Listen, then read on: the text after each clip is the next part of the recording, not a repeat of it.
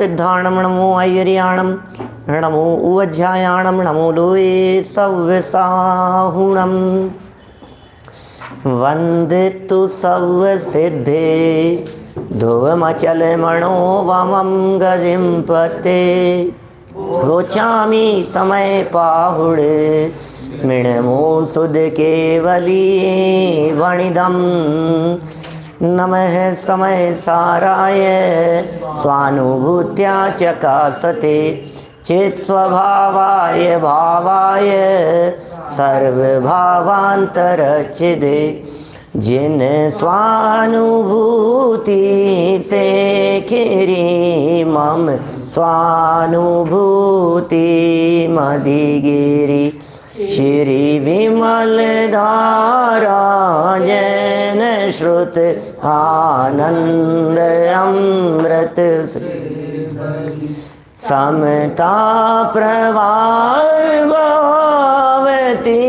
रागादि विकल्प तोड़ी के माँ सरस्वती प्रतिभावे वंदन दृष्टि निज में जोड़ी के दृष्टि निज में जोड़ी के।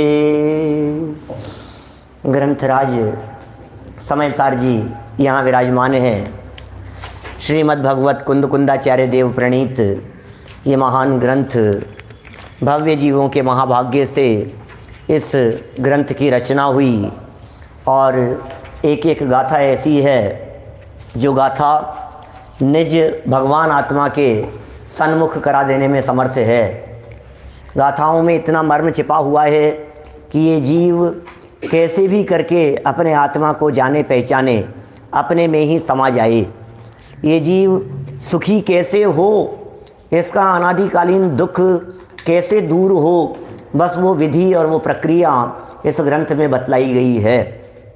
हर गाथा मानो आत्मा को स्पर्श करके निकली हो। यद्यपि शब्द पौद्गलिक होते हैं, लेकिन उन पौद्गलिक शब्दों में भी इतनी पावर होती है कि उसका आश्रय लेकर स्वभाव को देखने वाले लोगों को ये गायक आत्म तत्व दिखाई देने लगता है। स्वरूप ही कुछ इसी प्रकार का है। माने जिन्हें सुख प्राप्त करना हो, जिन्हें सच्चे सुख की प्राप्ति करनी हो, जिन्हें जीवन में दुखी नहीं होना हो, उनके लिए ये समयसार से उत्कृष्ट दूसरा कोई ग्रंथ हो नहीं सकता। अनेक लोग इस समयसार को पढ़कर उलझ भी जाते हैं, क्योंकि नए विवक्षा ख्याल में नहीं होती। नयों को नहीं जानने के कारण वे उलझ जाते हैं। कहीं कुछ कहते हैं, कहीं कुछ कहते हैं। ऐसा लगता है ये क्या लिख रहे हैं ये। कभी कहते हैं ऐसा है, कभी कहते हैं ऐसा है। इसी समयसार ग्रंथ में कहीं राग को जीव का भी कह देंगे और कहीं राग को पुद्गल का भी कह देंगे। मैं समझ में नहीं आता ये राग जीव का है कि पुद्गल का है। और तो और गजब की बात तो तब हो जाती है जब कहीं कहीं परद्रव्यों को और संयोगों को भी अपना कह देते हैं। अब तो बात बहुत ही ज़्यादा नाक के ऊपर से चली जाती है।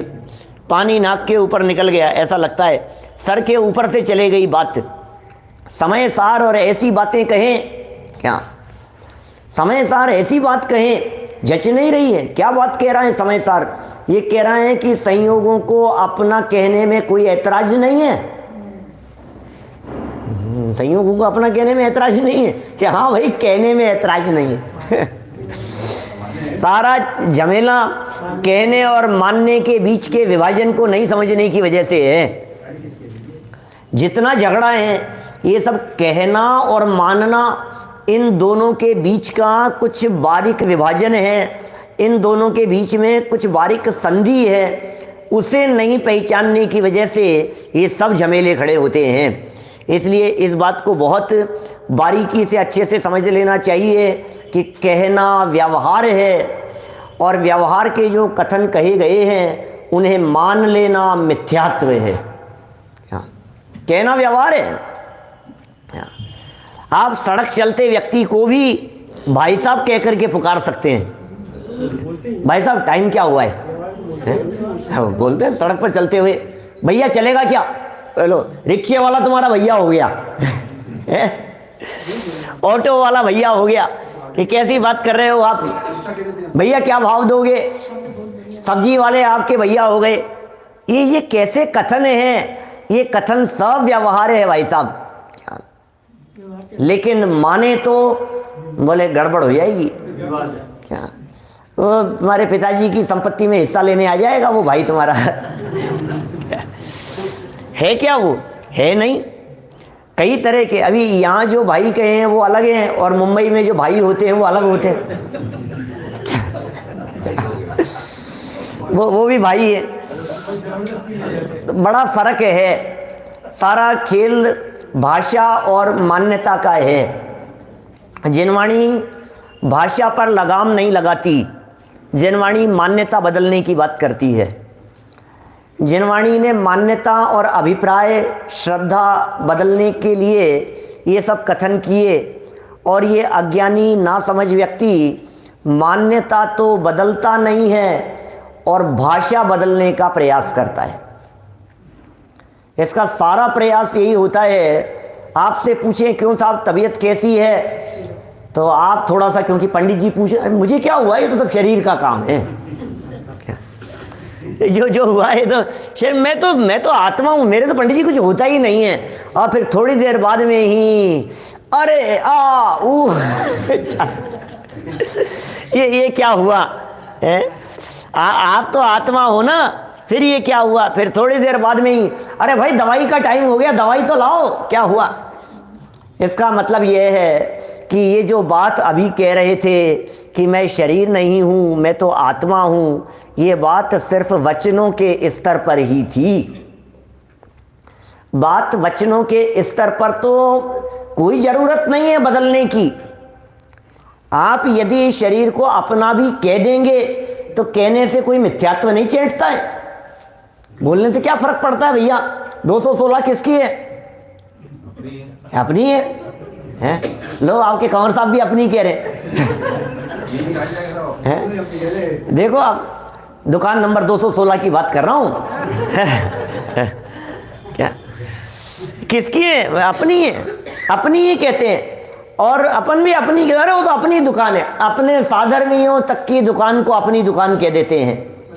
साधर्मियों की गाड़ी तक को अपनी गाड़ी कह देते हैं। उनके बंगले मकान, नीचे से कोई किसी अपनी साधर्मी की गाड़ी को उठा के ले जा रहा हो, छेड़छाड़ कर रहा हो, अपन कहते हैं ओ भाई क्या कर रहे हो तुम? कि मेरी गाड़ी, हमारी गाड़ी है ये, अपनी है ये। माने हम ध्यान देते हैं। यहाँ 46 नंबर की गाथा बहुत महत्वपूर्ण गाथा थी, जिस गाथा में व्यवहार न्याय का पक्ष स्थापित किया। लो धर्मचंद जी साहब सामने क्या कह रहे हैं? ग्राहक भी कहता है ये तो अपनी दुकान है, हमारी दुकान है, और ग्राहक को मालिक भी कहता है या जी साहब आप ही की दुकान है। आप क्या बात कर रहे हो? या आप ही की दुकान है। और ग्राहक भी अनेक बार कहता है वो तो अपनी दुकान, माने जिस दुकान से हम रेगुलर सामान लेते हैं वो अपनी दुकान, वो अपनी है। वो 3 दुकान छोड़ करके उसी पे चढ़ता है जिससे रोजाना सामान खरीदता है। वही दुकान अपनी है, झूठ नहीं है जी। लेकिन माने तो मिथ्यात्व। ये समझ लेना, ये बड़ा जबरदस्त प्रकरण है और इस प्रकरण को गहराई से समझ लेना अत्यंत आवश्यक है, क्योंकि इस व्यवहार को व्यवहारवत भी स्वीकार नहीं करे। क्या इस व्यवहार को यदि व्यवहारवत भी स्वीकार नहीं करे, यदि इस व्यवहार को व्यवहार भी नहीं माने, तो फिर तुम तो निश्चयाभासी हो। इस व्यवहार को व्यवहार तो मानना ही पड़ेगा, इस व्यवहार को व्यवहार तो समझना ही पड़ेगा। ये जो कही गई है बात, इसे ऐसा तो स्वीकार करना ही पड़ेगा भाई साहब। मान मत लेना, लेकिन चेंटना मत इस व्यवहार के कथनों से। आखिर जिनवाणी में भी ऐसे व्यवहार के कथन किए गए हैं और सारी जिनवाणी, 90% जिनवाणी इन व्यवहार के कथनों से ही भरी हुई है। चलिए 46 नंबर गाथा और उसका पद्यानुवाद पढ़ करके आगे बढ़ेंगे। पेज नंबर है 103। यद्यपि कल इसके संबंध में चर्चा कर ली थी, लेकिन फिर भी थोड़ी और चर्चा करेंगे। व्यवहारस दरीसण मुवे सोवण्य दो जिण वरेम जीवाए दे सवे हजव साणा दो भावा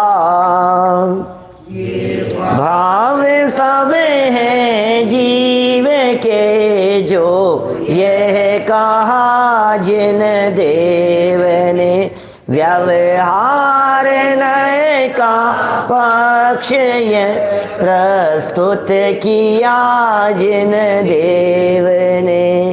अरे जिनेंद्र देव भी व्यवहार नय का पक्ष, हमें ऐसे लगता है भगवान की वाणी में तो एक ही नय आता होगा, भगवान भी व्यवहार की बात करेंगे क्या? भगवान की वाणी में तो निश्चय की बात आनी चाहिए ना भैया, भगवान की वाणी में तो निश्चय की बात आनी चाहिए, भगवान की वाणी में तो शुद्ध आत्मा की बात आनी चाहिए। भगवान की वाणी में व्यवहार की बात नहीं आएगी क्या? क्यों आएगी? व्यवहार में पहले ये जीव व्यवहार में उलझा फंसा है, फिर व्यवहार की बात और कहो कि भाई कहते हैं क्या, व्यवहारी जनों को व्यवहार की भाषा में कहा जाता है, समझाया जाता है, बताया जाता है। ज्ञानियों के वचन भी इस प्रकार से निकलते हैं कि ये 6 खंड की संपत्ति का स्वामी हूं मैं, बोलते हैं। माने ज्ञानियों के वचन भी इस प्रकार के होते हैं। अभी शाम को आने वाली एक आध दिन में चर्चा इस तरह की, जिसमें ये करेंगे चर्चा, भैया संकल्पी हिंसा का तो त्याग कर दिया है, विरोधी हिंसा के त्यागी नहीं है, समझ लेना। तुमने समझ क्या रखा है? हम यदि थोड़े विद्वान हो गए हैं तो तुम हमारी संपत्ति को ऐसे हड़प लोगे ऐसे कोई ज्ञानी है, कोई धर्मात्मा है, अरे नहीं नहीं ये तो सम्यक दृष्टि है, क्या करेगा, आप तो इसकी दुकान पे कब्जा कर लो। नहीं भैया, हिंसा करने तक को तैयार हो जाएगा। क्या बात कर रहे हो आप? माने सम्यक दृष्टि रामचंद्र जी, क्षायिक सम्यक दृष्टि, तद्भव मोक्षगामी, ये क्या कर लेंगे? इनकी पत्नी को उड़ा के ले जाओ 6 महीने तक युद्ध करने के लिए तैयार हैं, धनुष बाण उठाएंगे और चलाएंगे, और धनुष बाण चलाएंगे और ऐसे दिखाने के लिए नहीं चलाएंगे जैसे हवाई फायर किया हो माने सीधा उसके सीने से आर पार हो जाएंगे तीर, इस ढंग से तीर चलाएंगे, सामने हजारों लाशें बिछा देंगे। किसके लिए?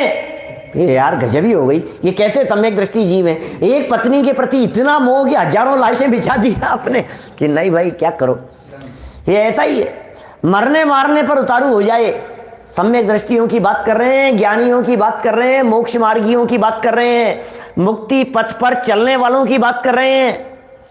वेद विज्ञान की धारा जिनके अंदर में बराबर चलती है, श्रद्धा के लेवल पर पत्नी पुत्र परिवार तो छोड़ो, तन को और रागादि परिणामों को भी जो अपना नहीं मानते हैं, अरे गुण भेद पर भी जिनकी दृष्टि नहीं है, अभेद अखंड त्रिकाली ध्रुव आत्म तत्व को अपना मानने वाले ऐसे सम्यक दृष्टि ज्ञानी जीव भी जब परिवार के ऊपर संकट आता है, जब घर पर संकट आता है, जब देव शास्त्र गुरु पर संकट आता है, जब पंच परमेश्वरियों के ऊपर संकट आ जाता है, तो उनकी सुरक्षा के लिए धनुष बाण उठाने तक से नहीं चूकते हैं। लो, ये विरोधी हिंसा है। आरंभ भी होता है उनके यहाँ, क्या उद्योग भी होता है, व्यापार भी करते हैं, व्यापार में होने वाली हिंसा भी उनके जीवन में होती है, घर गृहस्थी में होने वाली हिंसा भी उनके जीवन में होती है, और भूमिका अनुसार कदाचित किसी तरह का असद्भुत कथन भी उनकी जबान से निकले तो निकले, क्या हो गया उसमें? है तो गृहस्थ दशा में वे भी दुकान पर बैठ करके, मैं आपसे पूछता हूं, सम्यक दृष्टि ज्ञानी जीव जब दुकान पर बैठ करके चर्चा करता होगा तो ग्राहकों को ये नहीं कहता होगा अरे भाई साहब ये आप ही को दे रहा हूं इस रेट में, क्या बोलता होगा? क्या हो गया? व्यापार कर रहा है, वो व्यापार कर रहा है भाई, बिजनेस कर रहा है भैया तो बोलेगा ही ना इस तरह की बातें। भाव के भाव दे रहा हूं, यही बोलेगा। भाव के भाव हो सकता है, कदाचित इस लेवल पर झूठ नहीं बोले, भाव के भाव जैसी बात इसलिए, लेकिन कुछ तो बात बोलने में कहेगा। क्या माने 100% सच्ची बात तो नहीं होगी। भोजन कर लिया, एक रोटी यदि खाई है, मन नहीं था, तो भी सामने वाला पूछ रहा है भरपेट कर लिया भोजन, तो यही कहेगा हाँ हाँ कर लिया। माने मन नहीं था आज खाने का, भरपेट खाया नहीं है, लेकिन फिर भी यदि हमें जो मेजबान ने कही है वो पूछ रहे हैं बुलाने वाले कि नहीं साहब अच्छे से खाया कि नहीं, अरे अच्छे से खा लिया, आप तो कोई चिंता नहीं है, खा लिया अच्छे से। ये झूठ बोल रहे हो आप, अरे ऐसे झूठ नहीं कहते, ये सब व्यवहार है भाई, लोक व्यवहार, ये सब लोक व्यवहार है, ये शिष्टाचार है। ऐसे शिष्टाचार का पालन सम्यक दृष्टि ज्ञानी जीव करता है। ये 46 नंबर की गाथा में कहा है, यदि इस प्रकार के व्यवहार को स्वीकार न किया जाए, यदि शरीर को आत्मा न कहा जाए।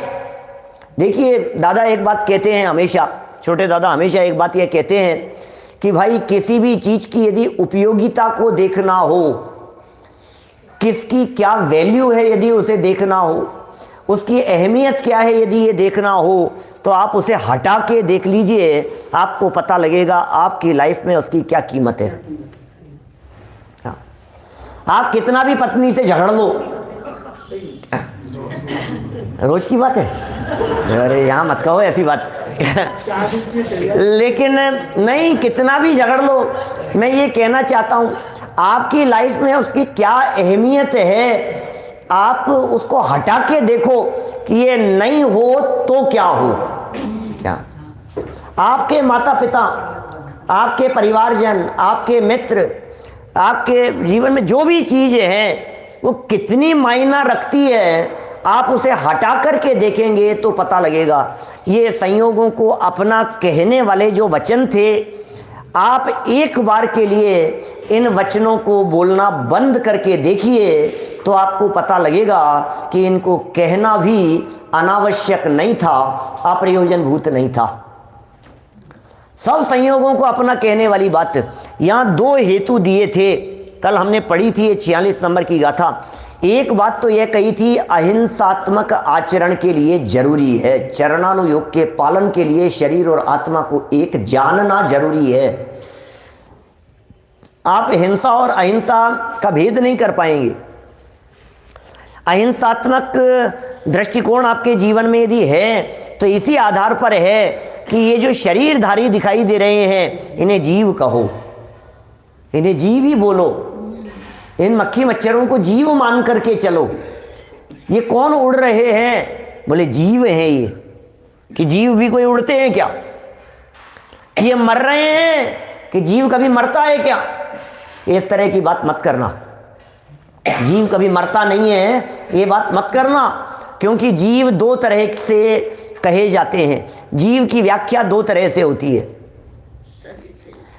एक जीव की व्याख्या होती है निश्चय से और एक होती है व्यवहार से। और यदि मैं इसको दूसरे शब्दों में कहूँ तो मैं ये कह सकता हूँ, एक जीव की व्याख्या होती है जीवत्व शक्ति से जीने वाला जीव, और दूसरे जीव की व्याख्या होती है 10 प्राणों से जीने वाला जीव। क्या समझ में आ रही है बात? 10 प्राणों से जीने वाले को भी जिनवाणी जीव कह रही है, इंद्रिय बल आयु और श्वासोच्छ्वास से जीने वाले को भी जिनवाणी जीव कह रही है, लेकिन परमार्थ जीव नहीं है। ये बात आगे चल करके कहने वाले हैं। एक तो दिन में चर्चा आएगी जब इस तरह की बात करेंगे। 49 नंबर की गाथा में विस्तार से इसकी चर्चा करेंगे। मैं दाहोद से चलाने वाला हूँ 49 नंबर गाथा। तो मेरा कहने का मतलब यह है कि आप जरा इस बात को समझो, ये क्या कह रहे हैं, ये कहाँ आ गए हैं अपन 46 नंबर गाथा में। जरा देखिए, म्लेच्छ को म्लेच्छ भाषा में कह दिया। ये व्यवहार के कथन कहना ये कोई अन्याय नहीं था, ये सब बातें न्याय संगत ही थी। 104 नंबर पेज पर ये जो आत्मख्याति टीका में जो पंक्तियां दी है, धर्म तीर्थ की प्रवृत्ति नहीं हो सकती भाई साहब। हमने कहा आलू प्याज मत खाओ, आपने कहा क्यों नहीं खाओ? हमने कहा जीव हिंसा होती है। बोले तुम्हारे में अकल है क्या? जीव तो कभी मरता ही नहीं है, कैसे होगी हिंसा? लो, अब इसका खान पान कैसे सुधरेगा? अब इसका व्यवहार कैसे सुधरेगा? अब इसका बाह्य आचरण कैसे सुधरेगा? अब इसको कैसे समझाएं हम? दादा ने तो इतना लिखा है, नए चक्र पढ़ाते हैं हम विद्यार्थियों को, तो हम ये कहते हैं कि नए चक्र में बहुत विस्तार से लिखी है चर्चा। उपचरित असद्भुत व्यवहार नए, अनुपचरित असद्भुत व्यवहार नए। ओहो, ऐसे नए जो नए ये कह रहे हैं कि घर को अपना कहो, इस घर को अपना जानो, इन कपड़ों को अपना जानो, ये मकान ज़मीन जायदाद को अपना जानो। क्या बात कर रहे हो आप? जानो भी और कहो भी। यार जिनवाणी ऐसी बात कैसे कह रही है? घर बार महल मकान को अपना कहने वाली बात, शास्त्र ये बात कह रहे हैं। ये तो गजबी बात कह रहे हो आप तो। ये आज क्या हो गया है? आप किधर से क्या नींदों में हो क्या? आज आप ये कैसा प्रवचन कर रहे हो? ये उल्टी उल्टी बातें कर रहे हो। आज तक तो यही कहते रहे हो कि ये घर बार महल मकान स्त्री पुत्रादिक को अपना मत मानो। क्या? और आज क्या कह रहे हो कि तुमने वाक्य को ध्यान से सुना नहीं। हम कहते अपना मत मानो और आज कह रहे हैं इन्हें अपना जानो। जानने और मानने का फर्क है। जानना ज्ञान की पर्याय है और मानना श्रद्धा की पर्याय है। जानने में तो केवली भगवान भी सब पदार्थों को जो जैसे हैं उन्हें वैसा जानते हैं, लेकिन मानने में बोले सम्यक दृष्टि भी नहीं मानता। केवलियों की क्या बात करें। मैं आपसे पूछता हूं, आज भगवान महावीर स्वामी सिद्धालय में बैठे हुए जब लोकालोक को देख रहे हैं तो अपने पूर्व के अनंतानंत भवों के माता पिता को अनंतानंत भवों के माता पिता थे ये जानते हैं या नहीं जानते? उनके ज्ञान में झलकता है ना। ये इस भाव में ये माता पिता थे, इस भाव में ये थे, उस जगह पर जन्म लिया था, सारी बातें जान रहे हैं कि नहीं? ज्ञान का विषय बन रही है। लेकिन माने तो बोले केवलियों के मानने की बात कर रहे हो आप। छद्मस्तों में भी चौथे गुणस्थानवर्ती जिसका श्रद्धान बदल गया है, जो सम्यक दृष्टि हो गया है, मान्यता में तो उसके भी टूट गया है। घर में रहते हुए भी उसकी मान्यता टूट गई है, अभिप्राय बदल गया है। इसलिए जानने और मानने का भेद समझ लेना यह अत्यंत आवश्यक है। जो इस भेद को जानते हैं उन्हें व्यवधान नहीं होता, और जो इस भेद को नहीं जानते हैं वे उलझे रहते हैं, कहीं क्या कहीं क्या। देखिए यहाँ बड़ा जबरदस्त प्रकरण था। हिंसात्मक अहिंसात्मकता की चर्चा के लिए असद्भुत व्यवहार नए से तरस स्थावर जीवों की हिंसा से बचाने के लिए यहाँ ये कहा था कि भैया इनको जीव जानो, इनको जीव कहो। ये व्यवहार नए का कथन है, इन्हें जीव कहो। 104 नंबर पेज पर बीच वाले पैराग्राफ को मैं एक बार आधार बना करके चर्चा को आगे बढ़ाऊंगा। व्यवहार नए के नहीं बताए जाने पर, मिल गया?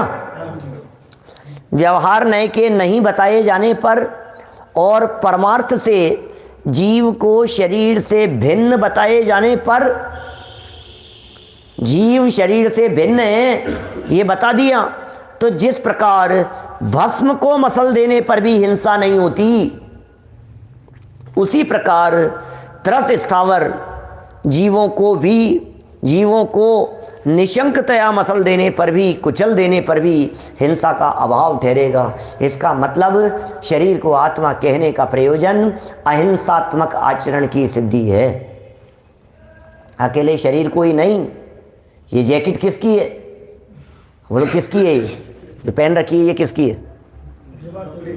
हमारे ही सामने, हमारे पहने हुए के काल में ही एक सज्जन ने ये कह दिया ये जैकेट तो हमारी है। ये क्या कह रहा है? मैं शोरूम से खरीद के लाया, क्या मैं बाजार से लेकर के आया, मेरी है, ये कह रहा है मेरी है। ये नहीं कह देते अश्विनी जी साहब? क्या हमारी दुकान की है, हमारी फैक्ट्री की है? कारीगर कह सकता है ये तो हमारी है, ये तो मेरे ही हाथ की बनी हुई है, मेरी है ये तो। गजब हो गया। ये किस तरह के कथन हो जाते हैं। आज तो संयोगों को अपना कहने वाले भी ये कथन जनवाणी में मिलते हैं, जो सारे संयोगों को अपना कहेंगे, बोलेंगे भी, कहेंगे भी, और ये भी आचरण, ये इसको नए कहते हैं। इसे कौन सा नए कहते हैं? उपचरित असद्भुत व्यवहार नए। ये उपचार है। अभी उसकी भी चर्चा, उपचरित असद्भुत व्यवहार की और ये अनुपचरित असद्भुत व्यवहार की, इसकी चर्चा ये 47-48 में और विस्तार से करने वाले हैं। अभी तो ये प्रकरण 2-3 दिन तक चलेगा। ये 2-3 दिन तक आपका ही पक्ष बताने वाले हैं। क्या जो आपकी मान्यताएं, देखो मान्यता कुछ और थी, वचन कुछ और है कि साहब ये क्या बात कर रहे हो। ऐसी मायाचारी ज्ञानियों के जीवन में भी मानते कुछ हैं, बोलते कुछ हैं। ये तो ठीक नहीं। हमें तो ज्ञानियों से तो कम ये उम्मीद नहीं थी। माइक के सामने बैठ करके बोल रहे हैं कुछ, मान रहे हैं कुछ, कि भाई सुनो, ये उनकी बात नहीं है। जो बोलते तो हैं शरीर और आत्मा अलग अलग हैं, और मानते हैं शरीर और आत्मा एक है। वो तो सच में मायाचारी हैं। शरीर आत्मा को अलग अलग बोलना और शरीर आत्मा को एक ही मानना, ये मिथ्या दृष्टियों का काम है। ये धर्मात्मा बनने वालों का काम है, धर्मात्मा दिखने का प्रयत्न करने वालों का काम है। लेकिन जो ज्ञानी होते हैं, सच में वे ज्ञानी ऐसा दिखावा नहीं करते, वे ज्ञानी ऐसा प्रदर्शन नहीं करते। उनके यहाँ प्रदर्शन का काम नहीं है, क्योंकि प्रदर्शन पर नहीं, वे आत्मदर्शन पर फिदा हैं। उन्हें प्रदर्शन की नहीं, आत्मदर्शन की परवाह है। ज्ञानियों के जीवन में आत्मदर्शन वर्तता है, ज्ञानी अपने आप को आत्मा स्वीकार कर रहे हैं। ये श्रद्धा और ज्ञान का ऐसा भेद भूमिका अनुसार होता है, भूमिका के अनुसार होता है, और होगा इस तरह का भेद। इस भूमिका में इस तरह का भेद हुए बिना नहीं रहेगा। ये भूमिका ही इस तरह की है। अहिंसात्मक आचरण और सदाचार की सिद्धि, ये दो महत्वपूर्ण पॉइंट दिए थे जिग्नेश भाई नए चक्र में। अहिंसात्मक आचरण और सदाचार की सिद्धि।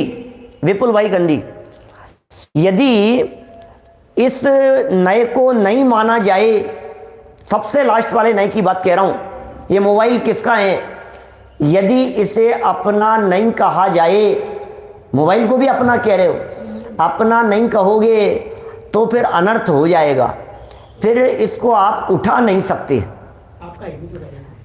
फिर आपको आप उठाएंगे नहीं, आप उससे व्यवहार नहीं चल सकता आपका।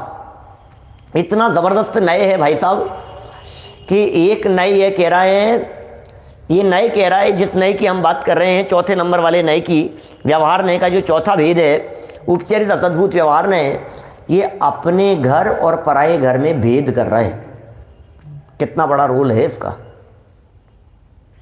ये घर किसका है बोलो, ये धन किसका है, ये गाड़ी किसकी है, और तो और ये मंदिर अपना मंदिर है और ये मंदिर अपना मंदिर नहीं है।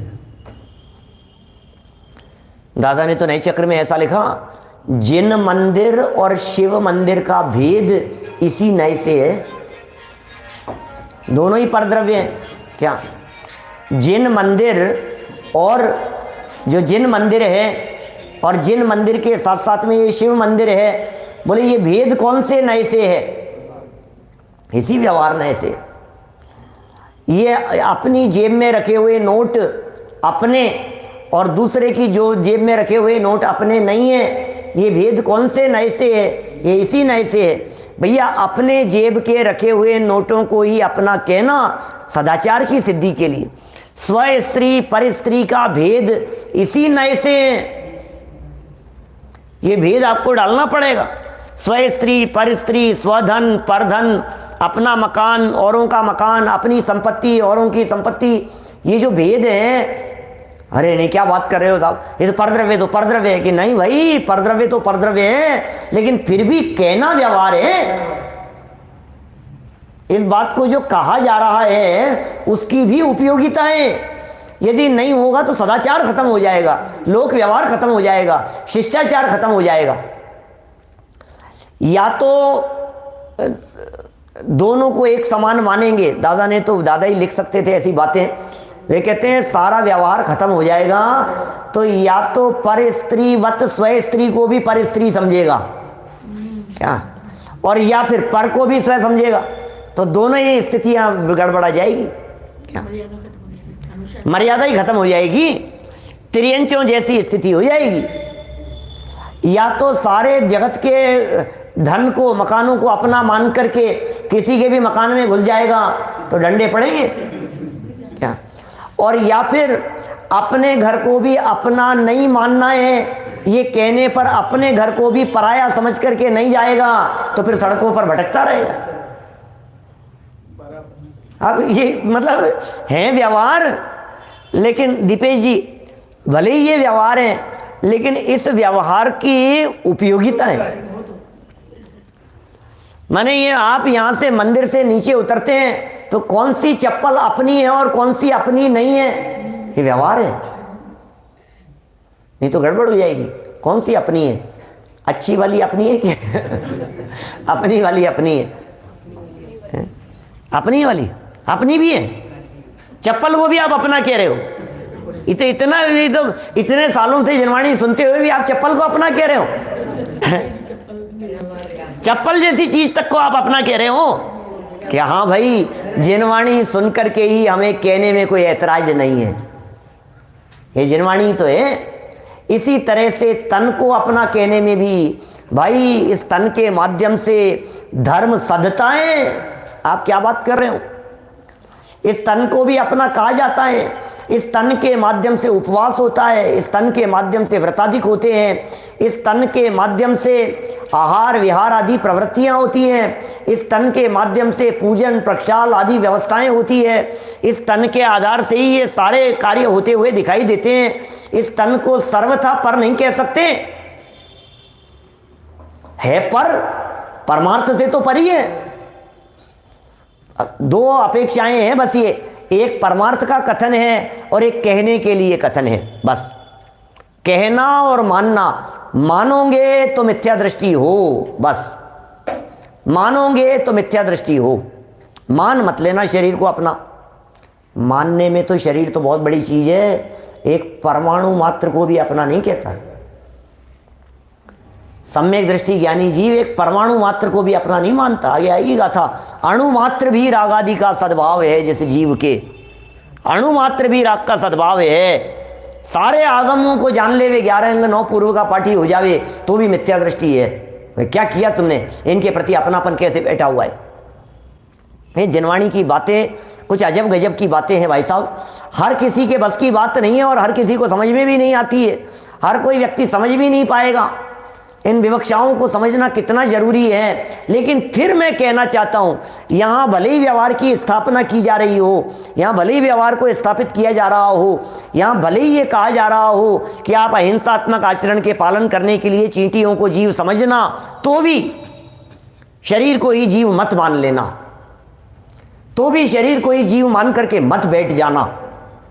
सोचो जरा, ये क्या कह रही है जनवाणी, ये मान करके बैठ जाओगे? बोले अनंत काल से यही तो कर रहा है, शरीर और आत्मा को अपना ही तो मान रहा है। कि महाराज एक बात बता दो, अनादि काल से शरीर और आत्मा को अपना ही मान रहा है, अनादि काल से संयोगों में एकत्व बुद्धि है, अनादि काल से पर पदार्थों को अपना ही मान रहा है, स्वीकार कर रहा है, समझ रहा है, इसलिए इसका संसार बना हुआ है। हम आपकी शरण में आए और आप भी हमें यही समझा रहे हो कि इनको अपना जानो। जनवाणी भी यही कह रही है। अयोध्या के सम्राट कौन थे? बोलो। पोदनपुर के राजा कौन थे? बाहुबली। पोदनपुर के राजा अयोध्या के राजा में तो बहुत सारे नाम आ जाएंगे अभी आपके दिमाग में। बाहुबली स्वामी पोदनपुर के राजा थे। गजब हो, एक सम्यक दृष्टि जीव थे। उनसे तो पूछो जरा कि आप यहाँ के शासक हो क्या? भैया कौन किसके ऊपर चलाए? क्या लड़ाई क्यों लड़ते? नहीं तो अपनी नहीं समझे तो लड़ाई क्यों लड़ते?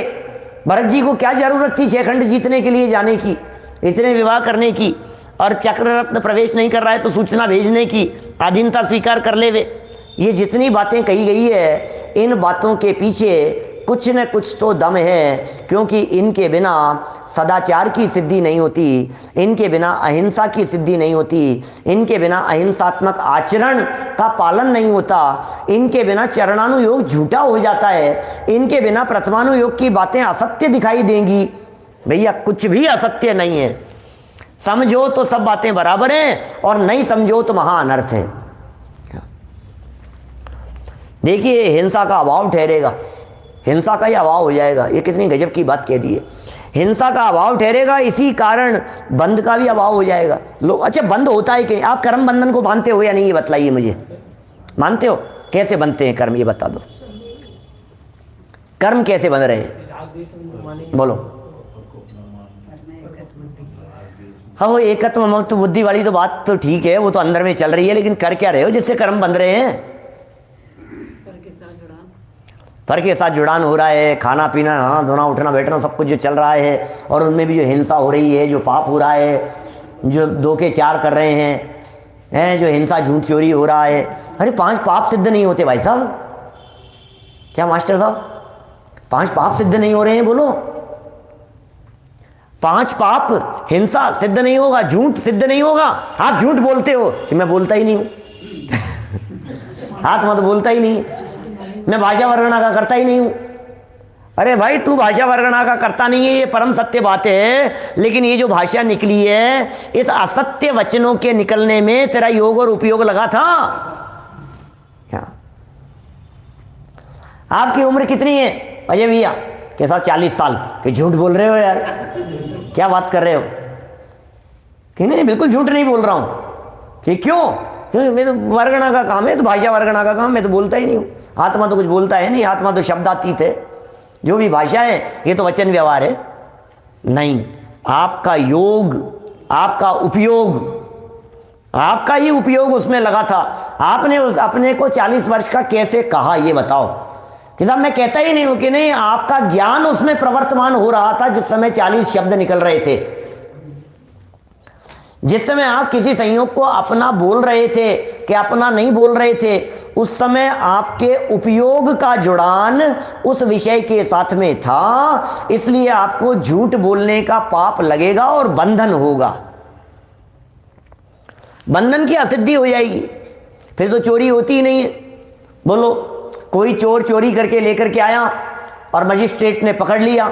संयोग से जो मजिस्ट्रेट अच्छा विद्वान था क्या, और जो चोर था वो एक आध दिन प्रवचन सुन करके आया था पहले उनके कभी क्या। अब वो मजिस्ट्रेट उसको सजा दे रहा है और उसे ये कह रहा है कि तुमने चोरी की है। ये चोर भी बड़ा होशियार था, इसने कहा कि महाराज सच कहूं कि झूठ कहूं, बोलो नहीं सच बतलाओ। तो बोले सच्चाई तो यही है कि मैंने चोरी नहीं की है, ये तो माल क्षेत्र से क्षेत्रांतर हुआ है क्या क्या बोले सच्चाई तो यही है क्या कि चोरी क्या होता है?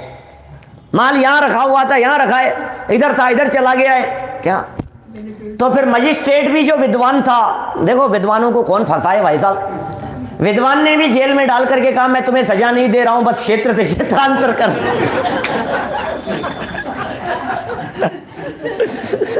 क्या? हाँ क्या सोच रहे, हम आपको सजा नहीं दे रहे हैं, हम तो बस क्षेत्र से क्षेत्रांतर किया। अरे भाई ये ढेर होशियारी काम नहीं आएगी क्या। आपको बड़ा गहराई से इन विषयों को समझना पड़ेगा। आप ये जो जनवाणी की बातें हैं, आप ऐसा कहकर के फ्री नहीं हो सकते हो कि इसमें मेरी चलती है, तो स्वतंत्र है साहब, परिणाम स्वतंत्र है भैया। मैं क्या करूं साहब, ये तो ऐसा ही होना था, मैं क्या करूं भाई साहब, ये तो भाषा वर्णना का काम है, ये सब पुद्गलों का परिणमन है, इसमें अपनी चलती नहीं है। अरे कैसे नहीं चलती है? जब जिन मंदिर की चर्चा आती है, स्वाध्याय आदि की चर्चाएं आती है, तब तो तू ये कहता है कि ये स्वतंत्र है, होना होगा तो हो जाएगा। और जब लौकिक कार्यों की बात आती है तो फिर तू बुद्धि पूर्वक पुरुषार्थ करके और प्रवृत्ति करता है। ये ऐसा धोखाधड़ी नहीं चलेगी क्या? ख्याल में आ रही है बात? देखो बड़ा गजब की बातें हैं ये क्या क्या बात कह रहे हैं यहाँ पर। 104 नंबर पेज जहां ये हिंसा की बात कही है, ऐसे चोरी पे लगाना, मैं और भी उदाहरण बना के बता सकता हूं, जैसे चोरी में बताया है ऐसे कुशील में बना करके बता सकते हैं। बना लो बैठे बैठे, आप सोचिए, उदाहरण बन जाते हैं, उसमें क्या है।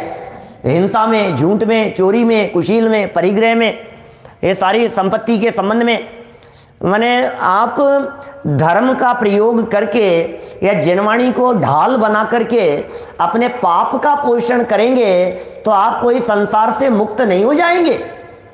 ये कोई संसार से मुक्त होने का रास्ता नहीं है। संसार से मुक्त होने के लिए ये ऐसे होशियारी भरी बातें करने की जरूरत नहीं है, अभिप्राय बदलने की जरूरत है। अंदर से मान्यता बदलनी चाहिए। अंदर से मान्यता बदल नहीं रही है, अभिप्राय बदल नहीं रहा है। अभिप्राय में तो महामिथ्यात्व बैठा हुआ है, अभिप्राय में तो उल्टी मान्यता, खोटा अभिप्राय, विषयों में सुख बुद्धि, ये सब कूट कूट करके भरी हुई है अंदर अभिप्राय में तो। और बाहर में भाषा जनवाणी के अनुसार बोल करके अपने आप को धर्मात्मा बताता है। बोले ये नहीं चलेगा। किताब लिखा है ना जनवाणी में कि लिखा है कहने के लिए लिखा है, मानने के लिए नहीं। बोलने के लिए लिखा है, बताने के लिए लिखा है, लोक व्यवहार चलाने के लिए लिखा है। सुरेंद्र जी बाबूजी साहब, आपसे नाम पूछेंगे तो आप सुरेंद्र कुमार जैन ही बताएंगे, शुद्धात्मा में मेरा नाम बतलाएंगे तो काम नहीं चलेगा। आप यदि अपना नाम, यदि अपने स्वाध्याय में बैठे हुए हर व्यक्ति अपना नाम निश्चय से ही नाम बताने लगे, शुद्धात्मा में मेरा नाम, शुद्धात्मा में मेरा नाम, तो क्या होगा भाई साहब? फिर कैसे व्यवहार चलेगा? कि किससे बात हुई थी कि शुद्धात्मा से ये किसने कही थी कि शुद्धात्मा ने, कि कौन से शुद्धात्मा ने क्या? तो अपना नाम भी बराबर जो कहा गया है उसे स्वीकारिए, ये सब कुछ गोलमाल हो जाएगा, सब गड़बड़ हो जाएगी। इसलिए भैया हिंसा को हिंसा मानो, हिंसा कैसे हो रही है उसे स्वीकारो। ये वचन झूठ वचन है, इसे स्वीकार करो। ये वचन, ये प्रवृत्ति चोरी की प्रवृत्ति है, ये आचरण कुशील जन्य आचरण है, ये सब संग्रह है, यह परिग्रह है, संग्रह की वृत्ति, ये सब परिग्रह है। इन 5 पापों को ये असद्भुत व्यवहार ने ही सिद्ध करते हैं।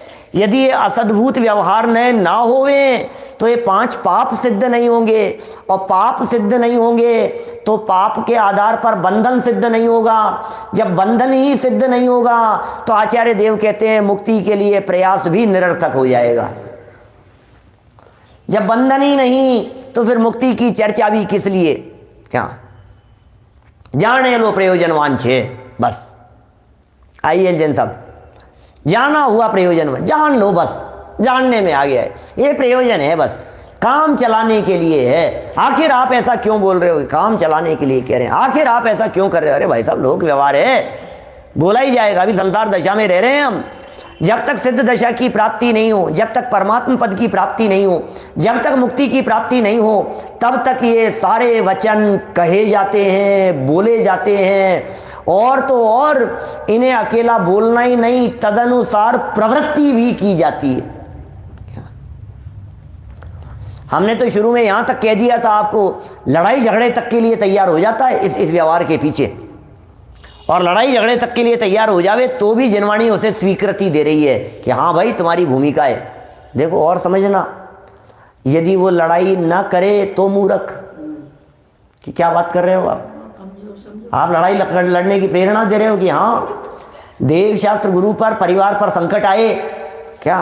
ये आजकल के कवि लोग और ऐसे हंसी मजाक करने वाले, मंच पर संचालन करने वाले लोग इस तरह की बातें जरूर कह देते हैं कि अपनी पत्नी को कोई उठा के ले जा रहा हो तो तू ले जा क्या? ऐसा नहीं भाई, ऐसा नहीं चलेगा।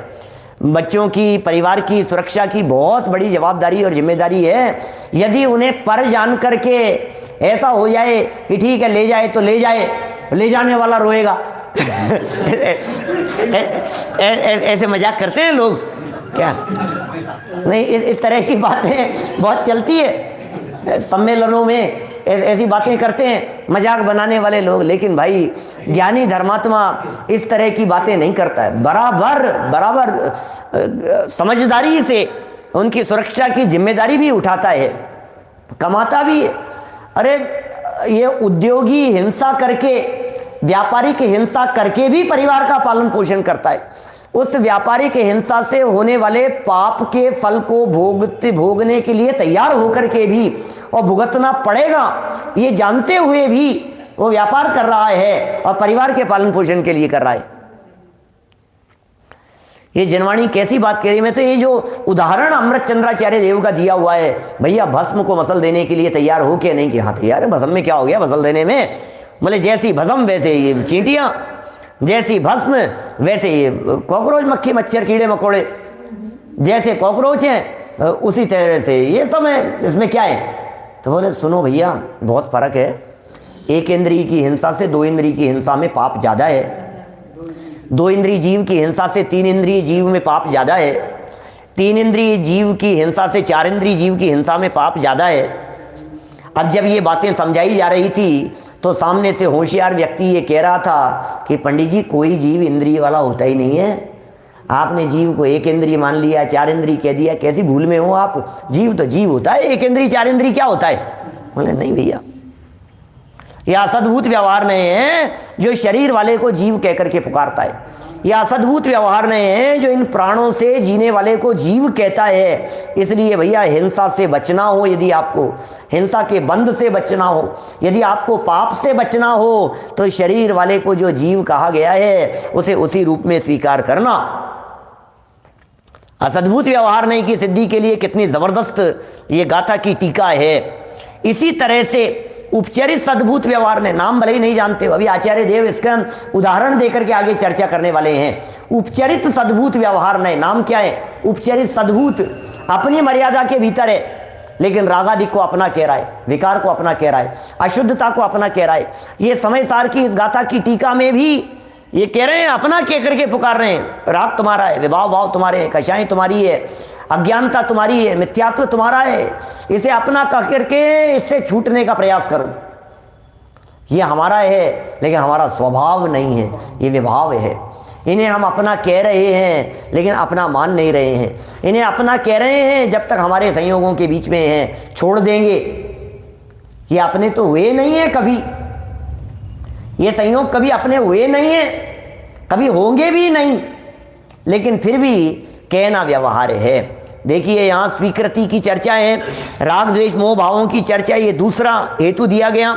दूसरी बात यह है कि परमार्थ से जीव को राग द्वेष मोह से भिन्न बताया जाने पर, परमार्थ से ये जीव भिन्न है और इस जीव को राग से भिन्न बताया जाने पर, मोह से भिन्न बताया जाने पर, अरुण जी भाई साहब आप में मोह राग है ही नहीं,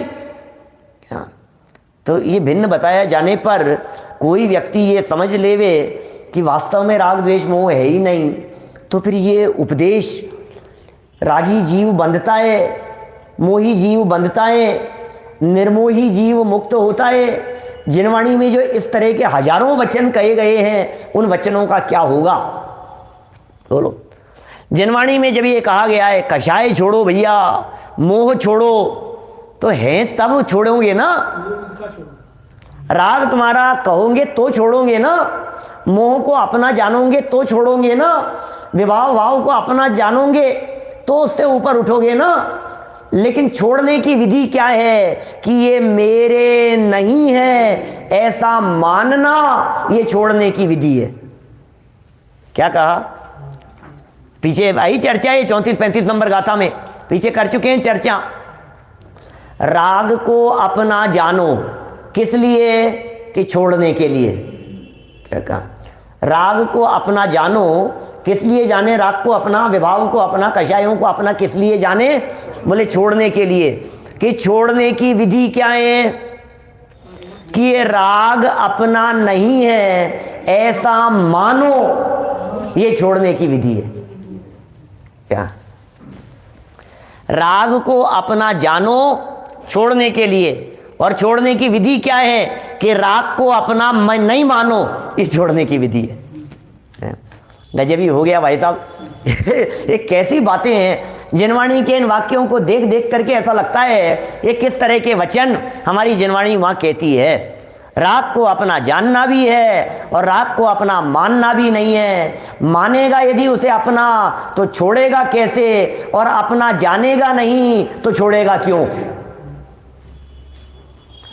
राग को यदि अपना ही मान लेगा तो छोड़ेगा कैसे? क्या अपना ही है, छोड़ेगा कैसे? और राग को यदि अपना जानेगा भी नहीं तो फिर छोड़ेगा क्यों? इसलिए अपना जानना भी है और उसे छोड़ना भी है। बोलो निर्मल चंद जी साहब, क्या ये बातें कितनी जबरदस्त हैं और इन बातों में कितने बैलेंस की जरूरत है। अज्ञानी जीव के जीवन में यदि ये बैलेंस नहीं हो तो फिर वो अनंत संसार का भाजन हो जाता है, अनंत संसार का पात्र बने रहता है। और जो ज्ञानी जीव इन विषयों को बराबर समझ लेते हैं, वे व्यक्ति इस राग पर विजय प्राप्त करते हुए, राग को अपना जानकर अपना नहीं मानते हुए राग से ऊपर उठ जाते हैं और उनके जीवन में ये मोक्ष मार्ग प्रकट हो जाता है। इसलिए ये उपाय है। ये कहा कि भाई अपना नहीं जानोगे इस राग को तो फिर बंधन कैसे होगा? बोलो मोक्ष कैसे होगा? ऐसा भी कह सकते हैं, पहले पैराग्राफ में बंधन की बात कही और दूसरे में मोक्ष की बात कही। कल पढ़ा था अपन ने, कल कह भी दी थी अपन ने। इस प्रकार यदि व्यवहार नहीं बताया जाए तो बंध और मोक्ष दोनों का अभाव हो जाएगा। संयोगों को अपना यदि नहीं कहोगे तो बंधन में पड़े रहोगे, शरीर को अपना नहीं कहोगे तो बंधन में पड़े रहोगे। इसलिए उन्हें अपना कहना, शरीर वाले को जीव कहना, जीव को शरीर सहित कहना, इस व्यवहार की उपयोगिता बतलाई। और रागादि को आत्मा का कहना, इस व्यवहार की भी यहाँ उपयोगिता बतलाई गई है। हिसाब इस प्रकार इस गाथा में अध्यवसानादि भावों को व्यवहार से जीव कहने की ये बहुत जरूरी है। भले ही जीव कहा जा रहा है, अपना कहा जा रहा है, अपना कहने के लिए कहा जा रहा है, लेकिन भैया साथ में एक शब्द जोड़ करके इन्हें आप अपना कहना, आप एक शब्द जोड़ करके इन्हें अपना बोलना, वो क्या? वो बोले उस शब्द का नाम है व्यवहार। बस बोले तब सब बराबर है। और व्यवहार वाले शब्द को हटा करके बोले गड़बड़ हो जाएगी। ये व्यवहार वाली जो येलो लाइट है वो जलती रहनी चाहिए। ये जो येलो लाइट जो झपक रही है, इसका मतलब क्या है? रिस्क है, सावधानी से। क्या यहाँ आपको रुकने की जरूरत तो नहीं है, आप चल सकते हैं इस येलो लाइट में, लेकिन सावधान, खतरे की संभावना है। इसको व्यवहार कहने का मतलब ही यही है कि इससे सावधान रहना, क्योंकि ऐसे व्यवहार के वचन बोल देने पर भ्रम होने की संभावना हो जाती है और उस भ्रम से ये जीव अनंत संसारी बना रहता है। इसलिए सावधान रहो, बोलने में कोई ऐतराज नहीं है। सतर्क रहो, सावधान रहो। अपने ज्ञायक भगवान आत्मा को ही परमार्थ से अपना मानना। परमार्थ से एक जीव का क्या स्वरूप है उसे तो 2-3 दिन बाद में बतलाएंगे, लेकिन अभी शिष्य ने फिर प्रश्न किया कि थोड़ा सा इस बात को उदाहरण सहित समझा दो। तो आचार्य देव 47वीं 48वीं गाथा में एक बहुत सरल उदाहरण से मैंने इस बात को कही है बात, और अपन इसकी चर्चा फिर कल यथा समय करेंगे। अभी की बात को यहीं विराम देते हैं। आज तारीख कितनी? 23 है। 23 है। एक सूचना है छोटी सी, 25 तारीख से हमारे यहाँ जयपुर में 25, 26, 27 कल नहीं परसों से जयपुर में वार्षिक उत्सव का आयोजन है। स्मारक ट्रस्ट का महामस्तकाभिषेक का आयोजन भी होगा, धूमधाम से आयोजन होगा। त्रिदिवसीय शिविर है, तो दादा तो रहेंगे ही और भी विद्वान रहेंगे, सबके प्रवचनों का लाभ मिलेगा। सुबह प्रवचन सार विधान होगा, सुबह 7 बजे से 9 बजे तक विधान भी हम ही कराने वाले हैं। प्रवचन सार विधान 7 बजे से 9 बजे तक प्रवचन सार की गाथाओं और उनके मर्म को जानने का प्रयास करेंगे और 3 दिन में पूरा प्रवचन सार का लाभ लेने का प्रयत्न करेंगे। दोपहर में विद्वानों के माध्यम से 3 बजे से विचार गोष्ठी का आयोजन होगा, उसमें भी प्रवचन सार विषय पर ही चर्चा होगी। और शाम के समय 2 विद्वानों के प्रवचनों का लाभ मिलेगा, भक्ति और प्रवचन। तो इस तरह के ये 3 दिन के कार्यक्रम हैं। और 27 तारीख को विशेष रूप से महामस्तकाभिषेक का आयोजन है, जो बहुत विशेष आयोजन होता है जयपुर में। आप उसका लाभ लेवें, ऑनलाइन भी ले सकते हैं और यहाँ भी आ सकते हैं, माने निषेध नहीं है, जो जिनकी जैसी भावना हो। बहुत ज़्यादा तो नहीं, लेकिन फिर भी थोड़ा कंट्रोल में ही है, तो सबको उसके लिए विशेष आमंत्रण है। चलिए जनवाणी स्तुति।